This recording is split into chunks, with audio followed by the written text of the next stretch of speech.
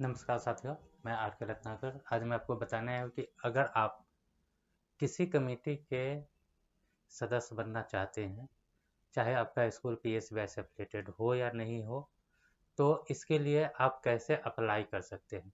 देखिए, पीएसबीआई का एकमात्र मकसद है स्कूल का वेलफेयर, स्टूडेंट का वेलफेयर, स्कूल से जो लोग जुड़े हुए हैं उनका वेलफेयर करना। तो हम ऐसा नहीं चाहते कि जो लोग पीएसबीआई से एफिलिएटेड है वही हमारे कमेटी का सदस्य बने। आप पीएसबीआई का एफिलिएटेड स्कूल है या नहीं है, आप हमारे कमेटी का हिस्सा बन सकते हैं। क्यों बन सकते हैं? क्योंकि देखिए, हम चाहते हैं कि आप अभी तक पीएसबीआई का एफिलिएटेड मेंबर क्यों नहीं हुए, या आपका स्कूल आज तक पीएसबीआई का कहीं ना कहीं तो हम में कोई गलती होगा। तो ऐसा बात नहीं है कि सब हमारे गुण गाने वाले लोग ही चाहिए, ठीक है। हमें वैसे लोग भी चाहिए जो हमारी गलती को बता सके, ताकि इसको और इम्प्रूवमेंट किया जा सके। क्योंकि जब कुछ बाहर के लोग होंगे वह हमारी गलती को बताएंगे, ठीक है। और रह गई अफिलिएशन की बात, तो पीएसबीआई के सिवाय अप टू 8 इसको चलाने के लिए कोई दूसरा उपाय ही नहीं है। तो आज न कल तो लोग अफिलिएशन लेंगे ही। तो मैटर यह नहीं कि वह अफिलिएशन लेंगे या न लेंगे। कोई भी स्कूल अगर चाहता है कि हम पीएसबीआई के कमेटी का हिस्सा बने, ठीक है, तो वह है ना कि बन सकते। इससे मिलेगा क्या? देखिए, एक तो फेस वैल्यू मिलेगा, ठीक, कि आपको उस एरिया के जो भी स्कूल है वह तो जानेंगे जानेंगे, पूरे इंडिया के स्कूल भी आपको जानेंगे कि कोई इस स्कूल का डायरेक्टर है जो पीएसबीआई का मेंबर भी है, ठीक है। भले ही आप अफिलिएटेड है या नहीं है, यह चीज आपके सर्टिफिकेट पे तो नहीं दिखेगा। हम आपको बताएंगे कि आपका सर्टिफिकेट कैसा डाउनलोड होगा। आप जब मेंबर बनेंगे तो आपका है ना कि नाम पूरे वेबसाइट पे भी आएगा। कोई आदमी इंडिया को छोड़िए, दुनिया के किसी कोना से सर्च कर सकता है कि इस जिला का, इस स्टेट का, इस ब्लॉक का, इस कमेटी के मेंबर कौन है। तो हमारे यहाँ तो ऐसे है ना कि 5 कमेटी होती है। एक है ना कि नेशनल कमेटी होती है, एक है ना कि मैनेजमेंट कमेटी होती है, उसके बाद है ना स्टेट कमेटी, डिस्ट्रिक्ट कमेटी और ब्लॉक कमेटी होती है, ठीक है। दो हमारा इंटरनल कमेटी होता है जिसमें डायरेक्ट एंट्री नहीं है। जो हमारा एक अथोराइज सिग्नेटरी होता है। अथोराइज सिग्नेटरी का मतलब मैंने पिछले वीडियो में बता दिया था कि वैसे लोग जिनका डॉक्यूमेंट गवर्नमेंट के यहाँ लगा हुआ है, ठीक है, या जो अप्लीकेंट है, जो सिग्नेटरी है, तो उनको हम लोग है ना कि अथोराइज बोलते हैं।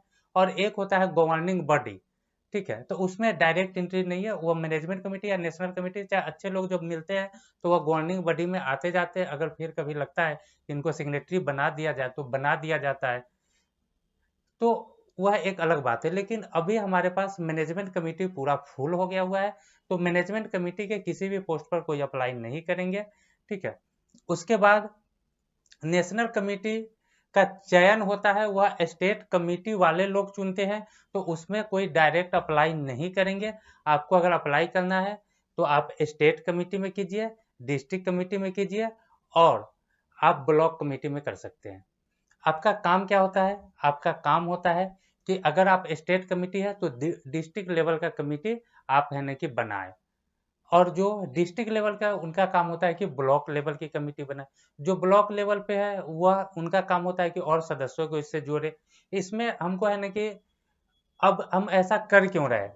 ऐसा बात नहीं है कि हम अपनी अफिलिएशन बढ़ाने के लिए ऐसा कर रहे हैं कि हमको है ना कि बहुत ज्यादा लोग जुड़ जाएंगे तो बहुत ज्यादा अफिलिएशन। नहीं, अफिलिएशन एक दूसरी चीज है, ठीक है। क्योंकि अफिलिएशन से हमको कोई बेनिफिट नहीं होता है। अगर कोई स्कूल 5,000 रुपया देता है 3 साल के लिए, चाहे 10,000 रुपया देता है 15 साल के लिए, तो हम उसको बहुत सारा चीज देते हैं।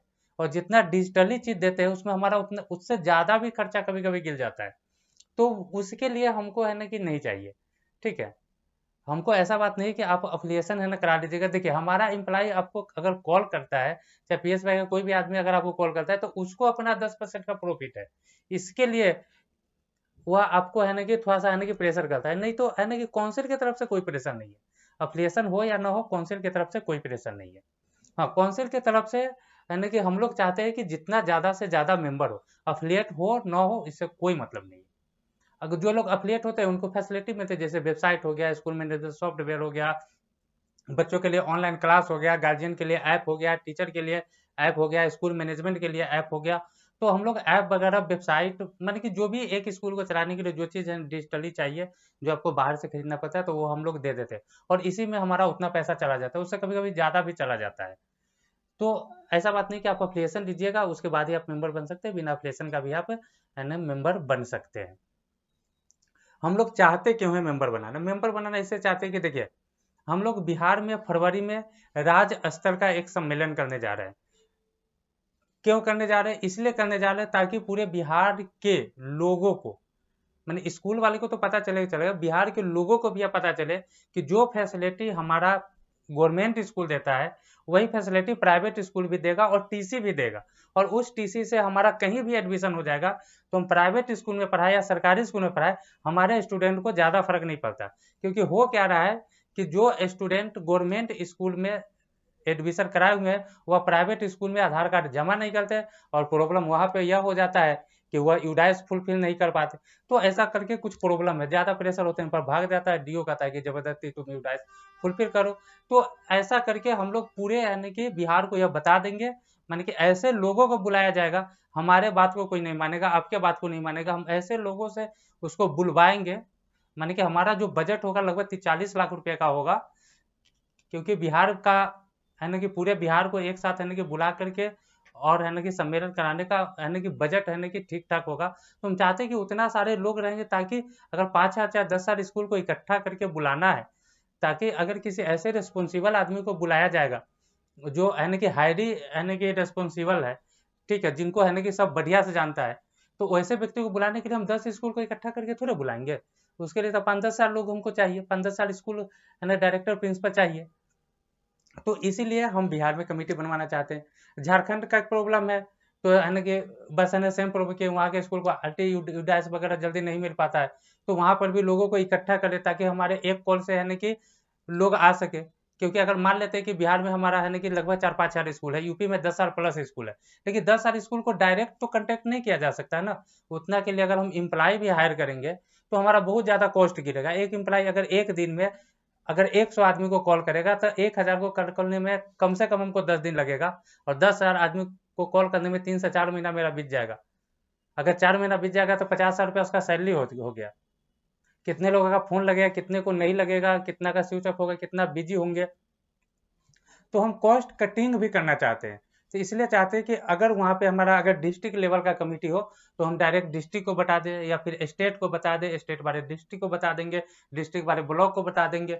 अब जैसे कि हमारे साथ है कि यूपी का प्रॉब्लम है, अब यूपी में हमको अप्लीकेंट चाहिए लगभग 20,000। सरकार के यहाँ अप्लाई करने के लिए हमको अप्लीकेंट चाहिए 20,000, तब वहाँ का प्रॉब्लम सरकार हमारी सुनेगी।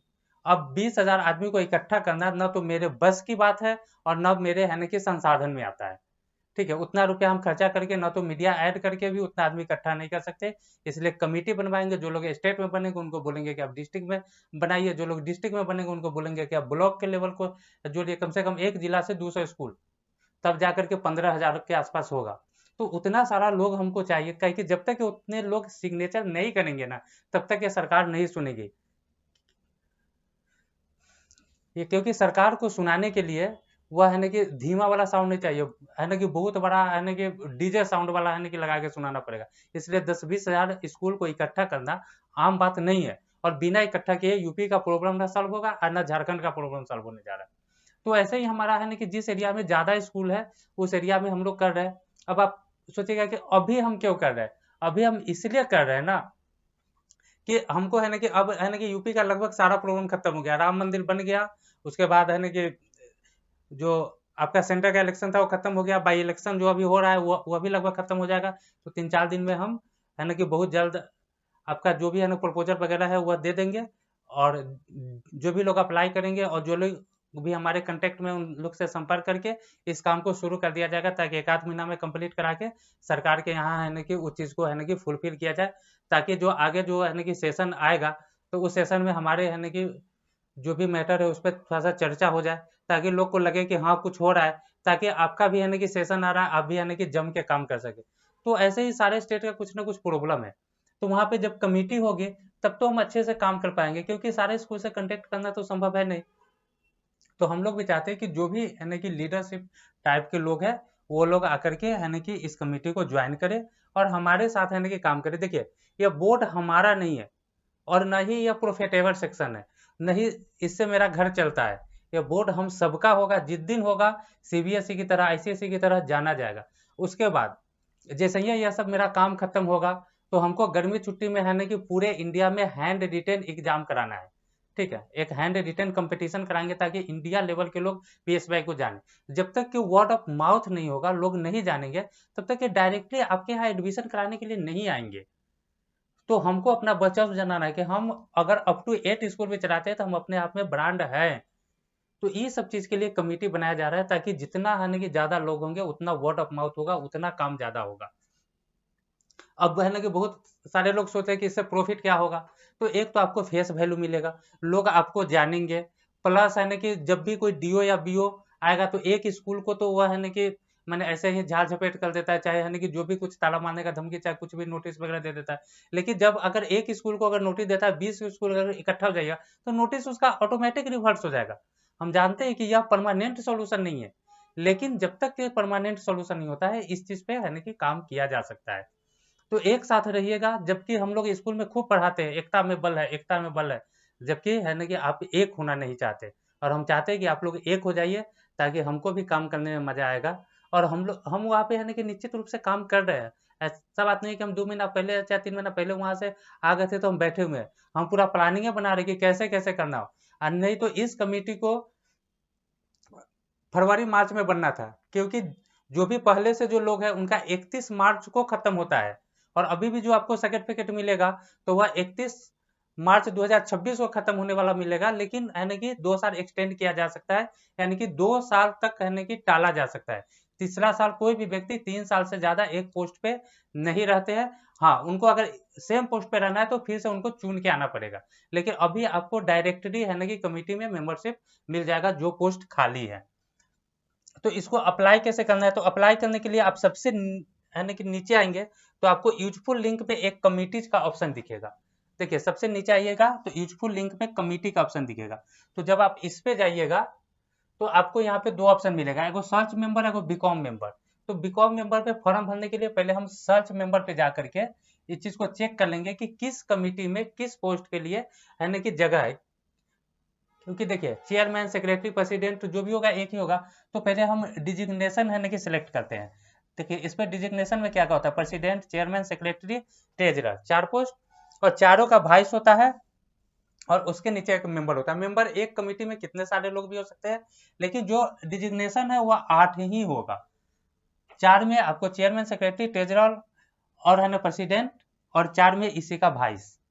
ठीक है, बाकी बात लोग है ना कि, तो अगर मान लेते हैं कि अगर हम है ना कि चेयरमैन चूज करते हैं, उसके बाद हमको कमेटी का नाम चूज करना है। तो मैनेजमेंट कमेटी फुल हो गया है, नेशनल कमेटी में अभी आप फॉर्म नहीं भरिएगा, वह मार्च के बाद उसका चुनाव होगा।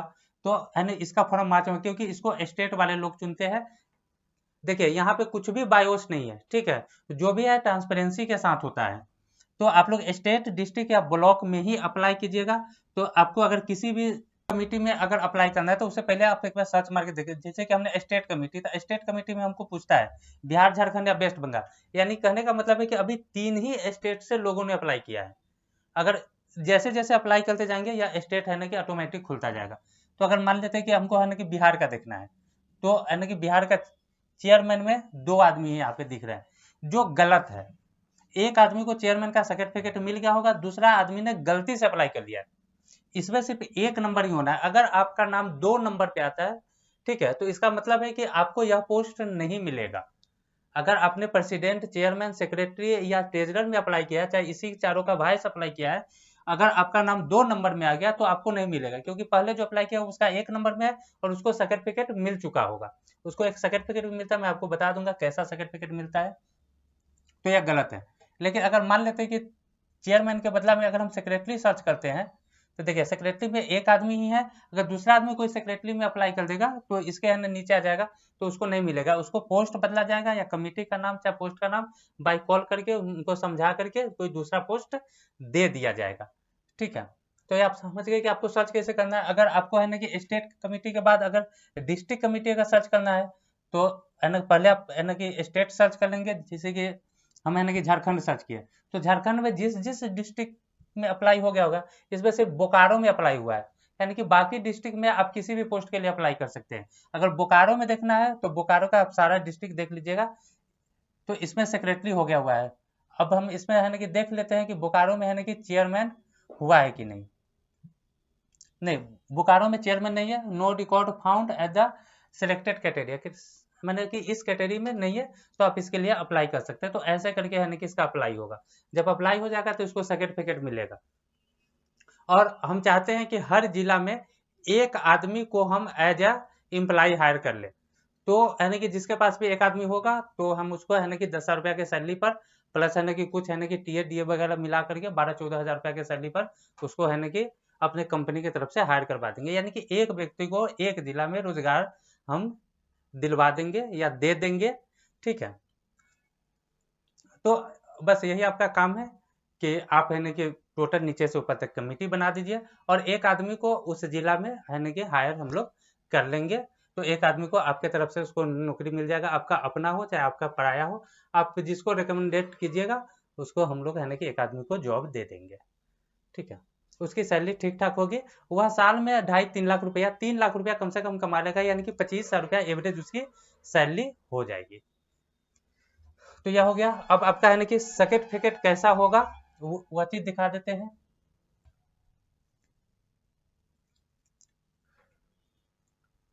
देखिए, आपका सर्टिफिकेट ऐसा होगा, सर्टिफिकेट नंबर वगैरह सारा कुछ लिखा रहेगा। फोटो आप ठीक ठाक लगाइएगा, पासपोर्ट साइज का बढ़िया फोटो लगाइएगा, ताकि है ना कि सर्टिफिकेट में आपका फोटो बढ़िया है। स्कूल का नाम प्रॉपर लिखिएगा, क्योंकि एडिट का ऑप्शन नहीं है। स्टेट जिस डिस्ट्रिक्ट से भी आते हैं तो यह सर्च करने का ऑप्शन है। ठीक है, इसमें आपको लिखना नहीं पड़ेगा। और है ना कि पोस्ट को थोड़ा सा देख के भरिएगा, ताकि हमको यहाँ से एडिट नहीं करना पड़े और आपको समझाना ना पड़े। ठीक है, तो ऐसा आपको एक है ना कि सर्टिफिकेट मिल जाता है, एक आदमी को रोजगार मिल जाता है, फेस वैल्यू मिल जाता है। और आप है ना कि अच्छे से है ना कि हमारे साथ काम कीजिए, हमारे साथ जुड़िए। बेनिफिट होगा, आर्थिक लाभ भी होगा, लेकिन उसको पब्लिक वीडियो में या तो अभी बताया नहीं जा सकता, या हम अभी उसको बताने के पक्ष में नहीं है। तो आप लोग अप्लाई कीजिए। हम इसका है ना कि लिंक है ना कि डिस्क्रिप्शन में दे देंगे, ताकि आपको अप्लाई करने में सुविधा हो। तब तक के लिए धन्यवाद।